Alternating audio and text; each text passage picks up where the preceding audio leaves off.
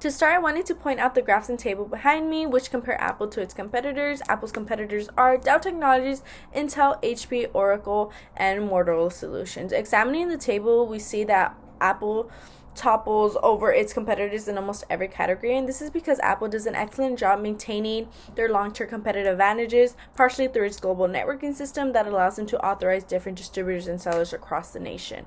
In revenue, Apple brings in almost 4 times more than their number one competitor, which is Dell, who just brought over about $103 billion.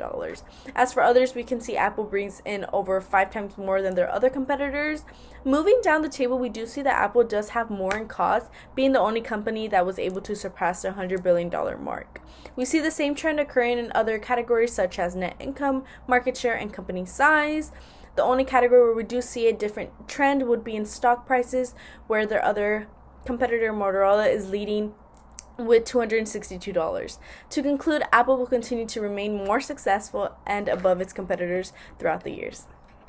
And now we're going to take a look at Apple's organizational structure.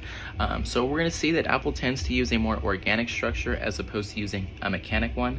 This just means that whoever is more experienced on that certain project is going to have more of an influence as opposed to whoever has more authority.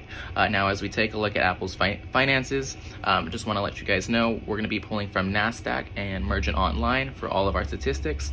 So as we see on this chart here, in 2017, Apple was making around 200 billion. They've slowly increased that to over 300 billion that they produced in 2021. But what does this mean? If we look at their share price, it's going to be at $42.31 in 2017, up to 2021, ending in December, it was at $177 approximately. This means that investors would have had over a 320% increase on their investment, annualized to around 40%.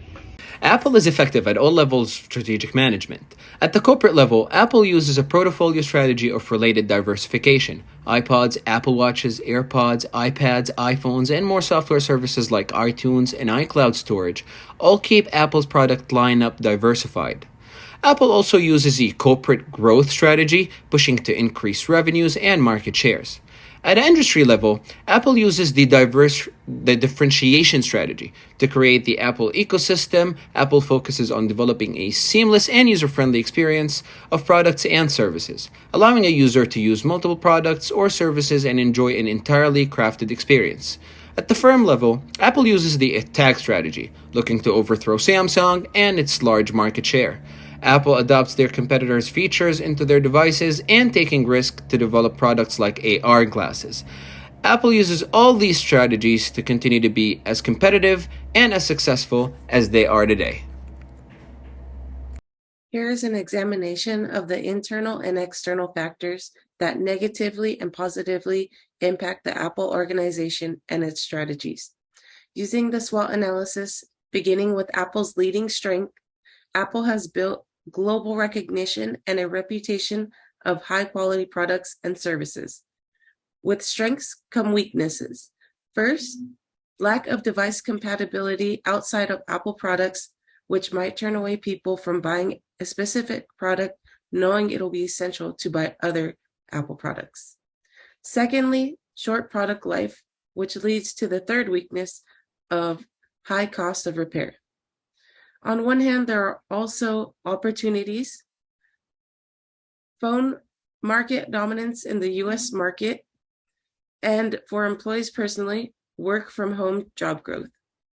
On the other hand, threats. US government's push to eliminate supply dependencies from China, also increasing criticism of Apple's monopoly of the Apple Play Store. While Apple is a world leader in technology, they still have room for improvement. Firstly, Apple needs to improve their hardware capabilities to keep pace with that of their competitors, such as Samsung's superior camera quality. They also need to develop an iPhone that is less prone to cracking or being damaged from falls. One way that they can achieve both of these is to increase the product development time from 1 year to 2 years or more, allowing their employees and innovators to create more meaningful and impactful innovations without the time crunch. Apple should also be making moves to allow non-iOS devices access to previously iOS-only features, such as iMessage or FaceTime, which will allow them to access more foreign markets. Apple should be taking advantage of the fiercely loyal US market to test run features such as augmented reality or more AI-powered virtual assistants such as their Siri.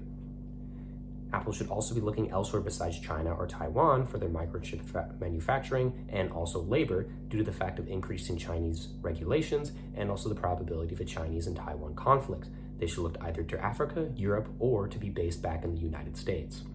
With the recommendations given here and the rest of the information presented in this presentation, we believe that Apple will continue to be one of the most powerful, innovative, and impactful tech companies for many, many decades to come. Thank you.